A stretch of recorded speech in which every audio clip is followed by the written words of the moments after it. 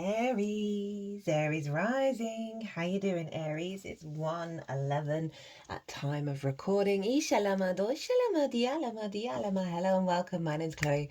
I work with card divination, astrology, and as you just heard, and as you can see, I channel multi-dimensional energy through my body, both in the form of physical and vocal light language, and all of this is going to come and bring in healing, attunement, and activation codes to the messages that want to come through in this reading. Little word of warning for you, Aries.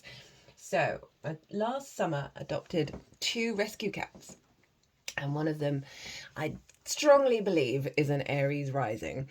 And she has just come into the room and laid down, which she doesn't do very often.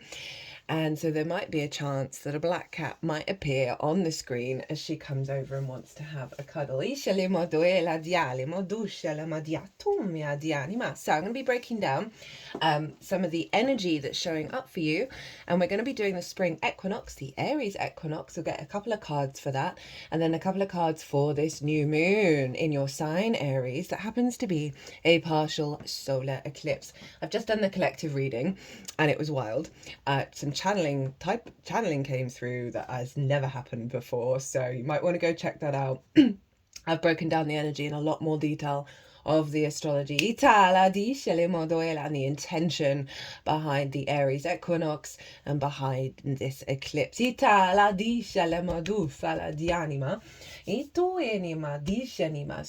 the spring equinox, the Aries equinox for you, my loves, always happens in your sign.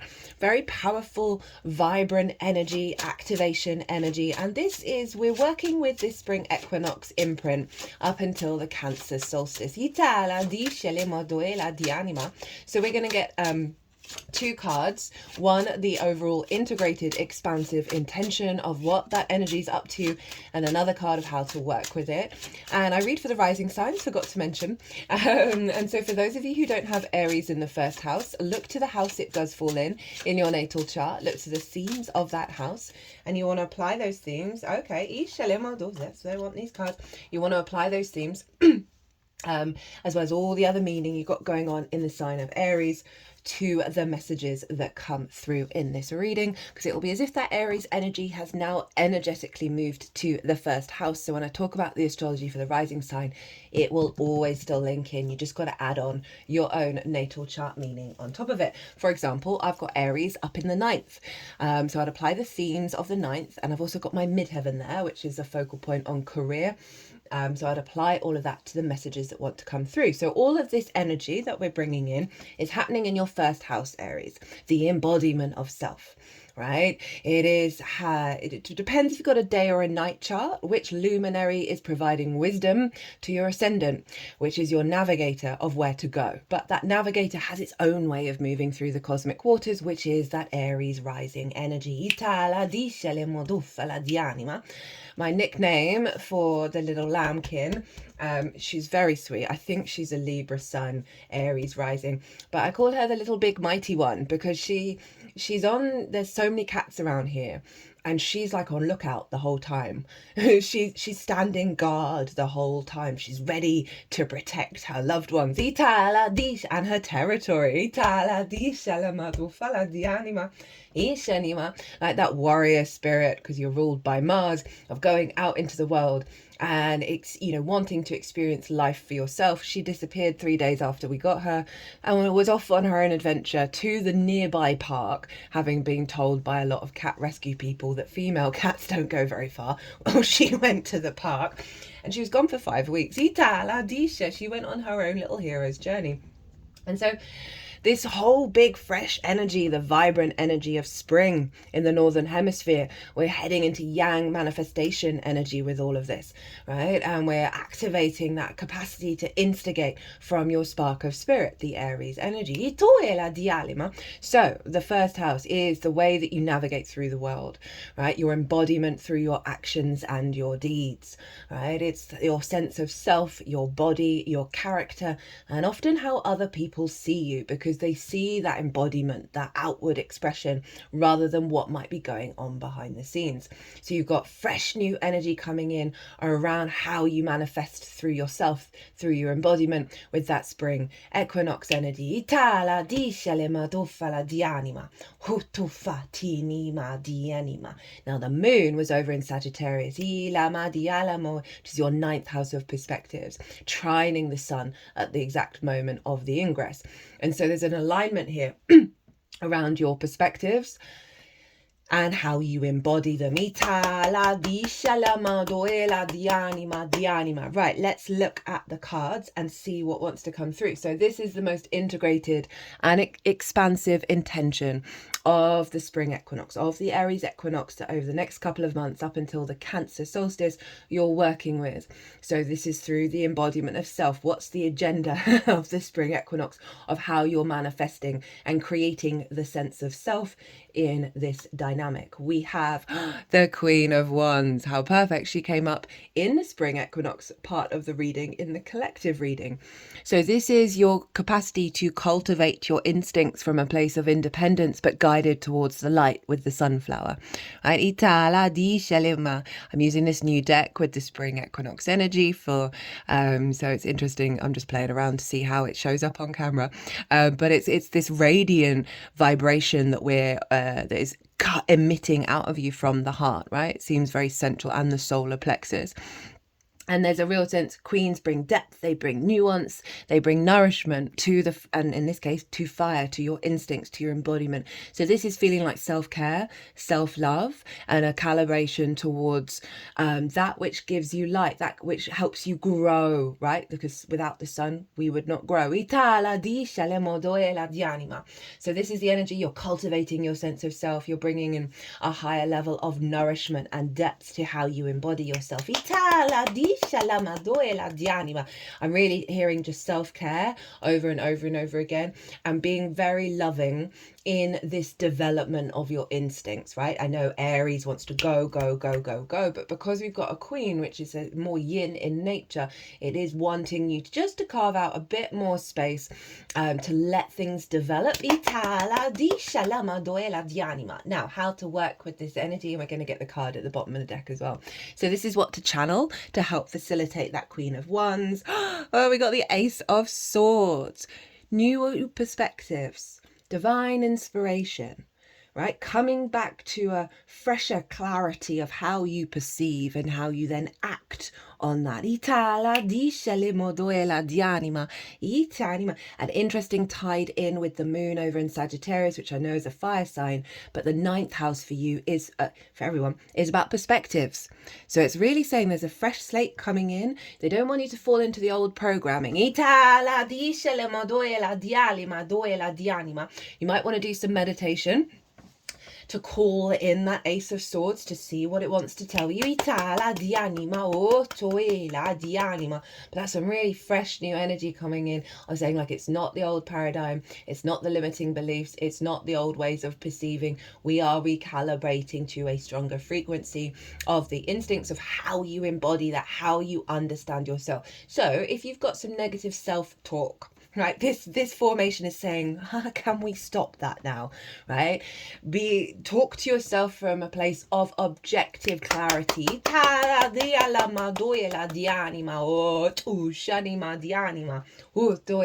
what's at the bottom of the deck? Oh, we got the Hierophant. Speak about embodiment.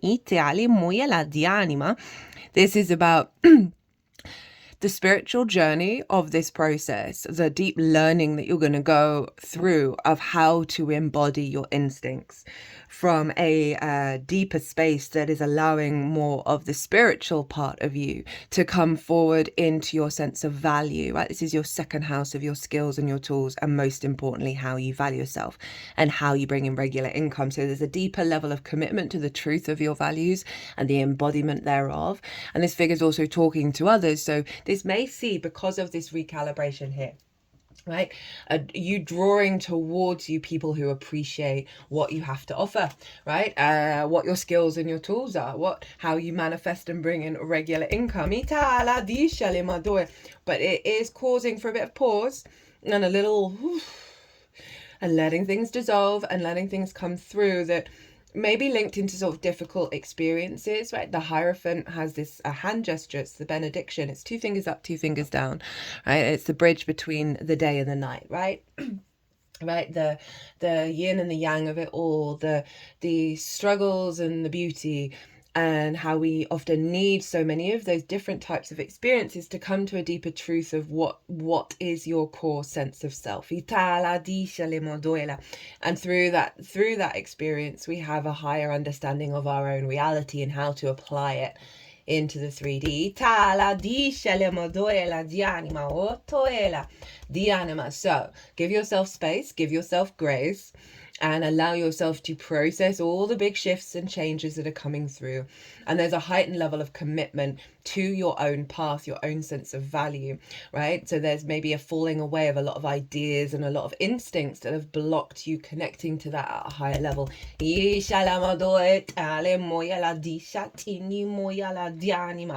Right, new moon eclipse energy. This is happening on the 29th of March in a week's time. It's a partial solar eclipse. Again, I broke down the meanings of that. I talked about the astrology and pulled collective tarot on that one in the collective reading. And it's happening in your first house. So big new moon, the final eclipse in this eclipse cycle, Aries. The final showdown. And before I sat down to do the reading, I had the phrase pop into my mind of buckle up, buttercup. Because the shift that's happening here, is quite profound. Mars, your ruler, and the rule, obviously, therefore, the ruler of Aries, is squaring Chiron and opposite Lilith.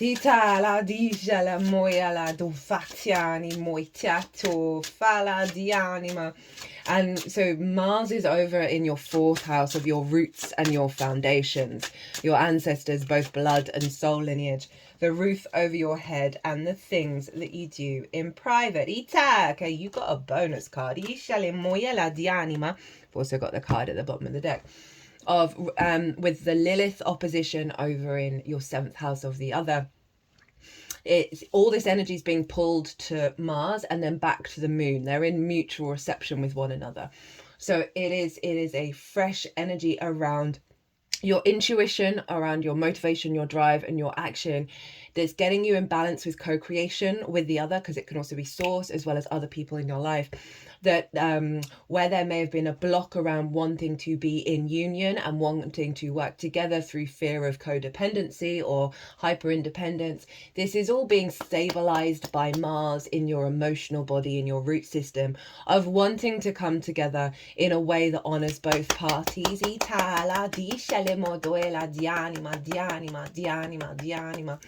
And it just feels very stable. It feels that it might be a frequency that you're not used to, so trust that that's going to take some time to digest, that's going to take some time to integrate, but it really is bringing you the capacity to build for the long term when it comes to your understanding of yourself in regards to the other, whether that means outwardly co-creating or just this real sense of balance within yourself, your integration with self, your integration with source. Your actions are being driven from your foundations, from your root system, right? That sense of safety and security. So it feels like there's a tempering down on any insecurities or hyper sensations and instincts around the other, whether it's giving too much or pulling away too much. Mars is really centering that in the sign of Cancer, and it's bringing a cycle of nourishment. So let's see what's the most integrated and expansive intention of what this eclipse is up to you, and this is going to unfold over the next 6 months up until the Aries full moon. Oh, we got the Two of Cups, which showed up twice in the collective reading. Wow. Okay. So kind of summing up what I said in terms of this respect and union in a really healthy way, both internally and externally. the blending of the masculine, feminine, and spirit. You know, they're eye to eye. They're both open to give and receive. And so this, again, it's a tempering, a soothing of that emotional body with Mars in Cancer that is allowing you to be more in a flow state and a loving state when engaging with yourself out in the world and with others. For some of you, this may be about coming together in partnership with someone and moving in together, or elevating that sense of how we building together. It could be a business partner, it could be more clients, your relationship with source, whatever is zinging for you in terms of your own intuition. But focus more on the integration of the self, right, of standing in the honoring of your power and the power of the people around you. Honor the feminine and the masculine and spirit within yourself, and be open to shift and change. Be open to both giving and receiving, and allowing that sense of union to not overwhelm and not cloud how you think it's going to diminish you or impact you in a way that you might not, old paradigms of you might think won't serve you, but fundamentally will. And interestingly, you know, I talked earlier about the little Lilkins, and she doesn't often come into my room while I'm recording, but when she does, it's usually linked into Aries. But it's her wanting to come into somebody else's space and be at peace.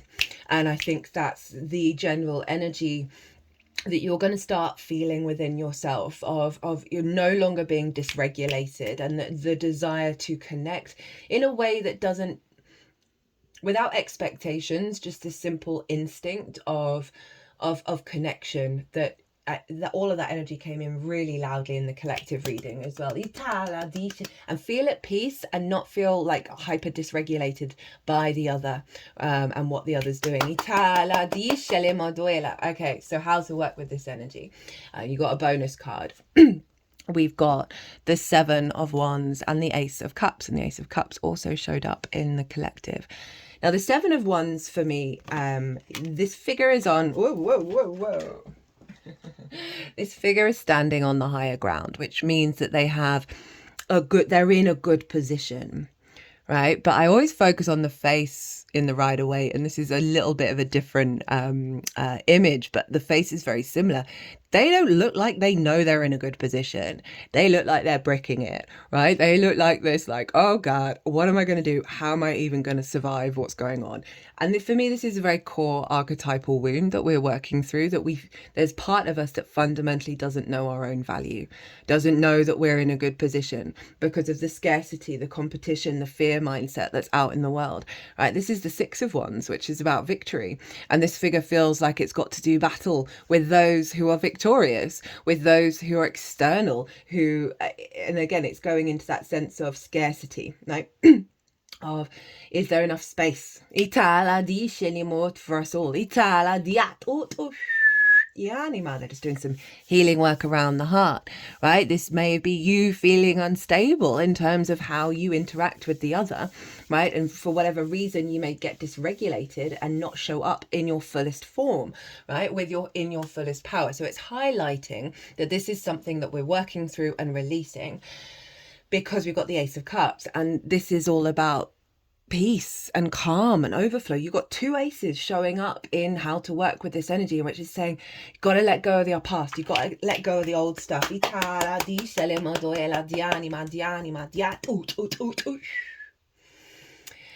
So in regards to truly, madly, unconditionally love of self, right, and doing some very powerful healing work around that, right, of looking to the world, to your life in every way from a place of abundance, from a place of peace, from a place of love, right, and allowing those emotions to get a clean slate. And I feel with it coming with the 7 of Wands that there may be some old situations that show up that trigger a big emotional response. We've got a grand water trine going on at the moment between Mars, Saturn and Vesta, and this is the very powerful long-term shamanic healing.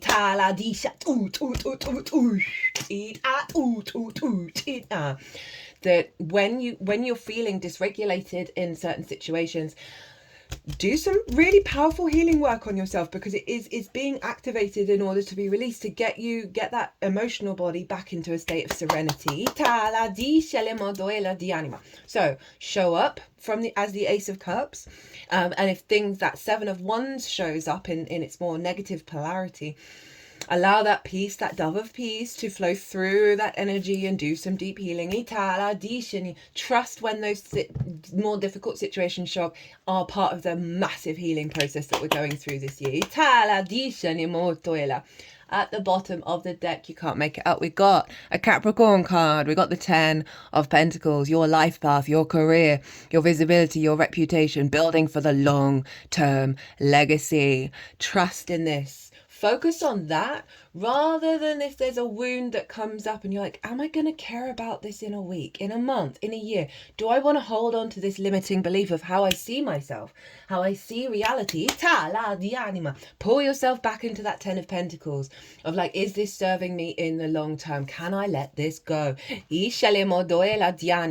For those of you where it is genuinely really connecting to the other in terms of a romantic relationship, this is bringing in stronger relationship ties that you can build with, whether they are coming in for a short period of time in order to teach you that is now the new frequency that you're operating in, or that they are someone who genuinely you will be working with fully in this lifetime. Because so often when we're doing big shifts, we'll have people that come into our life that are temporary because they're highlighting the new frequency, giving you a deeper understanding of what that feels like for you to then integrate.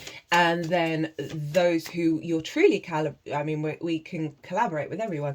Those who are really part of the long term will then step in because you're now ready and you're now integrated, right? Take what resonates, leave what doesn't. This also can be with the temporary energy can then show up and then leave, and then only to come back again because you've integrated, right? So it's all going to depend. I don't like to limit people's experiences with others. Of like, oh, because it's a retrograde, because we've got 2 retrogrades going on at the moment, this means it's not permanent. Well, sometimes it is, and we've got to do some little work before we get there. Neptune is moving into your sign the day afterwards of the new moon. Aries.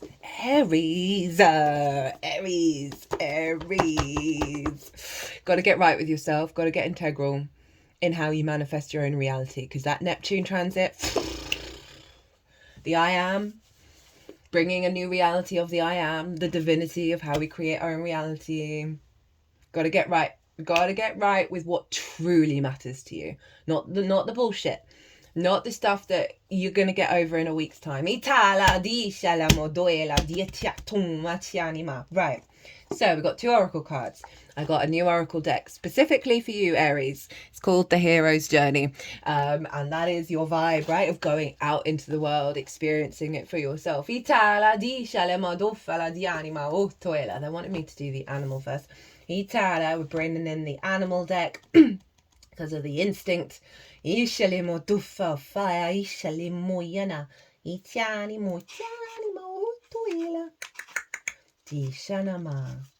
Yeah, the little lambkin, the little lily lambkin. Oh, she's so asleep now. It's beautiful.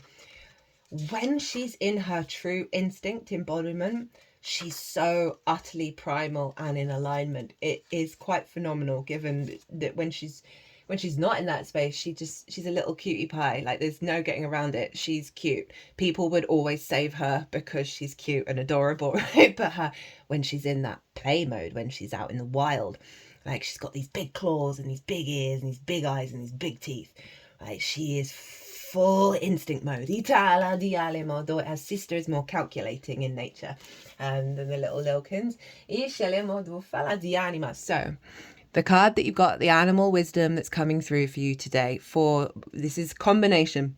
Or see, it might resonate with one side or the other. I like how you've got Earth at the bottom of the deck for both of them. That's really powerful.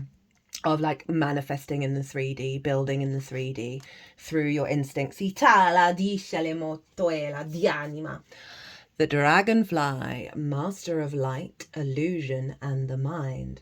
The dragonfly is an ancient and ethereal creature that awakens a sense of wonder in all. The dragonfly is a symbol of the mind, as it is always moving, shifting, shimmering, and changing. When the dragonfly card appears, it's worth considering the quality of your mind and perception. Are they restless or still, dreamlike or crystal clear? The situation at hand may be different than it appears at first glance.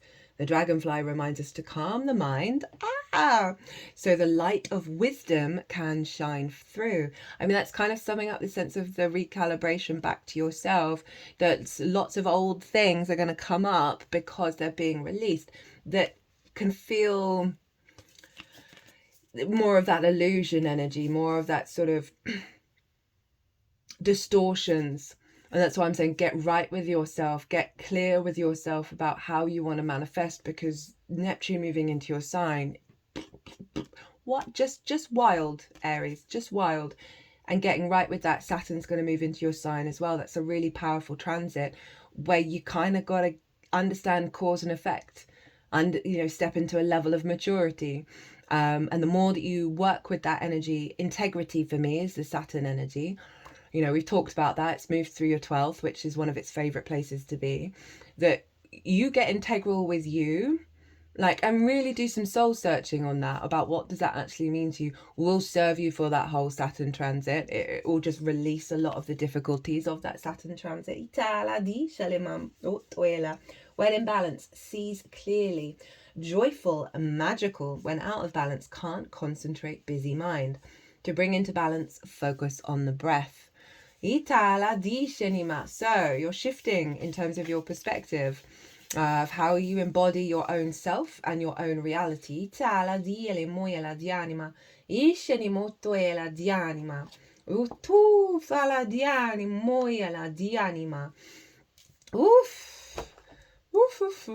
what have we got here? Let me... Cool. This is... Oh, opened it up immediately. We have weird is the new cool. Boldly express your uniqueness. I love all this water and fire, right? This is one of the key aspects of the year because there's so much in Pisces at the time of this eclipse. Is essentially influencing all of that Aries energy, and that's in your 12th house, your magical house, right? The only people for me that are the mad ones, the ones who are mad to live, mad to talk, mad to be saved, desirous of everything at the same time, the ones who never yawn or say a commonplace thing, but burn like fabulous yellow Roman candles exploding like spiders across the stars. That's Jack Kerouac. The only people for me are the mad ones. Let's set yourself free, Aries. You've had a golden experience, one which seems impossible to describe, yet be reminded of the biblical phrase, to the one in whom much has been given, much is expected. It is your sacred duty to find the words, or at least the symbols, and the courage to express them to your tribe, and to the parts of yourself that didn't go on this adventure. If you are called strange or odd behind your back, then so be it. Weird is a mantle to wear proudly, because in being true to yourself, you might inspire someone else to be more of themselves. When you peer outside of the confines of the ordinary world, you encourage others to recognize that there is joy in being themselves. The word weird comes from the Old English word weird, which means fate, chance, fortune, destiny, and one who stands in both worlds. Be emboldened to be your weird self, for it is the weird ones who bring forward noteworthy contributions. There we go. The dreams of gold symbolize abundance, royalty, and wealth. Perhaps you've come to the completion of an internal alchemical process by which you've raised a dense energy into a highest vibration, which can now support you and your tribe. That's interesting with the Mars in Cancer energy, because Cancer can be very clannish, very tribal, very sort of like gathering of the clan. In living with more spiritual and material affluence. That's that 10 of Pentacles, the blending of the material and the spiritual realms. Mantra: I validate my uniqueness as soul gold. As I share, the treasure is multiplied. Being open to give of yourself at a higher level, at a higher frequency.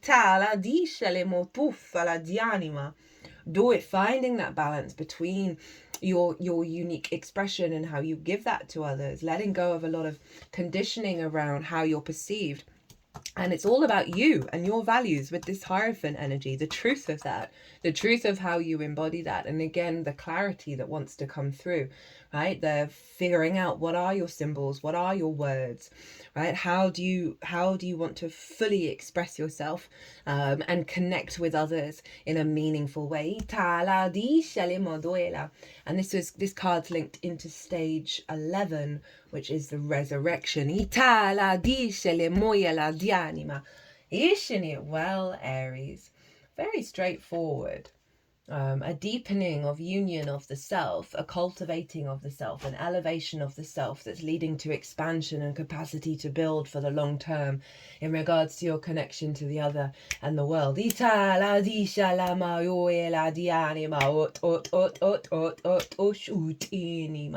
Mars is squaring Chiron in Aries. So healing deep wounds in the foundational space of how you build from your frequency with the openness to connect. I'm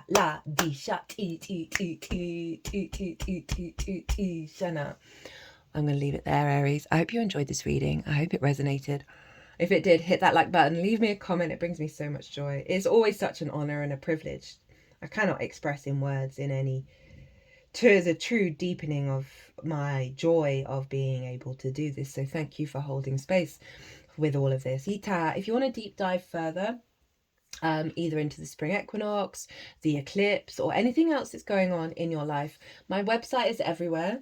If you want to pay by PayPal, email me directly.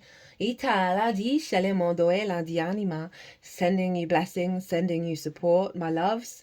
Aries, be good to yourselves, be good to those around you, safe travels, and be well until we meet again.